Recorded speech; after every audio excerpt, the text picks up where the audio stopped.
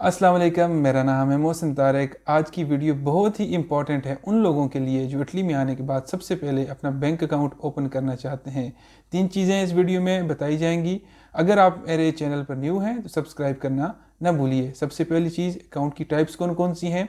जो normal accounts होते हैं उसमें एक करंट अकाउंट होता है, एक सेविंग अकाउंट होता है और एक प्रीपेड अकाउंट होता है। करंट और सेविंग अकाउंट के चार्जेस ज़्यादा होते हैं, जिसकी वजह से एक आने वाला न्यू स्टूडेंट या न्यू वर्कर जो है वो शिफ्ट करता है प्रीपेड अकाउंट के ऊपर।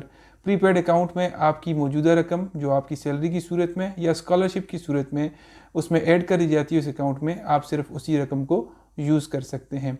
आपका जो प्रीपेड अकाउंट होता है उसका बाकायदा आईबेन जो bank account international bank account number होता है वो भी आपको मिलता है, लेकिन इसमें कोई चेकबुक वगैरह नहीं होती जो कि दूसरे अकाउंट में यूज़ की जा सकती हैं। आप सारी अमाउंट एक वक्त में कैश भी करा सकते हैं बैंक के थ्रू, या एटीएम से कैश आउट भी कर सकते हैं। इस अकाउंट को बनाने के लिए कौन कौन से डॉक्यूमेंट्स की ज़रूरत है, जिसमें सबसे पहले आपका परमेसो दी सोजियोर्नो और आपका कोडिce फिस्काल है, और तीसरा आपका पासपोर्ट।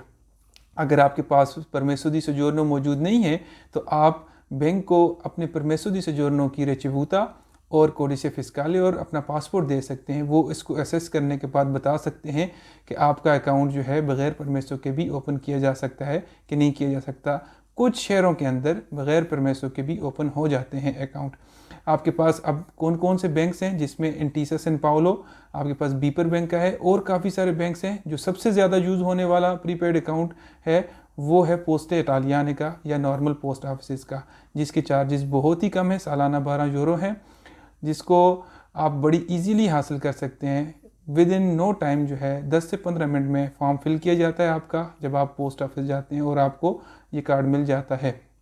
दूसरी जो टाइप आ जाती है वो एक्सएमई अकाउंट्स की होती है। जो नए आने वाले नौजवान स्टूडेंट्स हैं जिनकी उम्र 34 साल से कम है, वो इस अकाउंट की ऑप्शन को अवेल कर सकते हैं। इसको बनाने के कोई चार्जेस वगैरह नहीं है, और इसके ऊपर ट्रांजैक्शन के चार्जेस बहुत ही कम है as compare to the current और सेविंग अकाउंट्स। और ये फुल फ्लेज प्रॉपर अकाउंट होता है, जिसकी बेसिस के ऊपर आप जो हैं ज़्यादातर अपनी ट्रांजैक्शंस कर सकते हैं, और इसके ट्रांसफ़र चार्जेस भी बहुत कम होते हैं, और एनुअल रिन्यूअल चार्जेस भी ना होने के बराबर होते हैं। जो तीसरी टाइप आ जाती है वो वर्चुअल अकाउंट्स होते हैं, जो ऑनलाइन अवेलेबल अकाउंट्स होते हैं। आप उनको ओपन कर सकते हैं किस सूरत में, जब आपका बैंक जो है या आपका पोस्टे इटालियाने रिफ्यूज़ करता है परमेसो ना होने की सूरत में, आप ये अकाउंट बना सकते हैं। या इसके अलावा भी आप जो है ऑनलाइन अकाउंट वैसे भी नॉर्मल यूज़ के लिए बना सकते हैं। उसके लिए बनाने के लिए आपको जो है उनकी ऐप्स डाउनलोड करनी पड़ेंगी। फॉर एग्जांपल ट्रांसफ़रवाइज है या रेवोल्यूट है, मैं खुद रेवोल्यूट का यूज़र हूँ, उसकी ऐप डाउनलोड करें।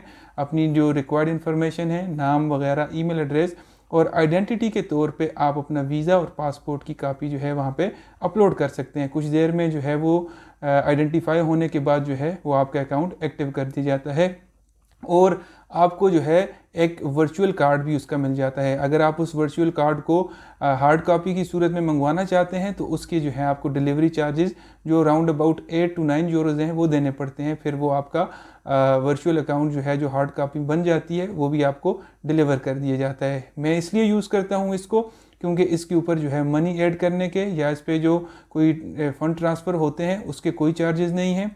आप जो है इससे कोई ऑनलाइन चीज़ परचेज़ कर सकते हैं बआसानी। और जो है अगर आप इस अकाउंट से किसी दूसरे अकाउंट में मनी ट्रांसफ़र करना चाहते हैं तो इसके चार्जेस नहीं होते 200 यूरो तक के ऊपर। तो ये थी आज की वीडियो। अगर इन चीज़ों से रेलेवेंट आपका कोई भी क्वेश्चन हो तो कमेंट सेक्शन में आप पूछ सकते हैं या मुझे ईमेल कर सकते हैं। Thank you very much. अल्लाह हाफिज़।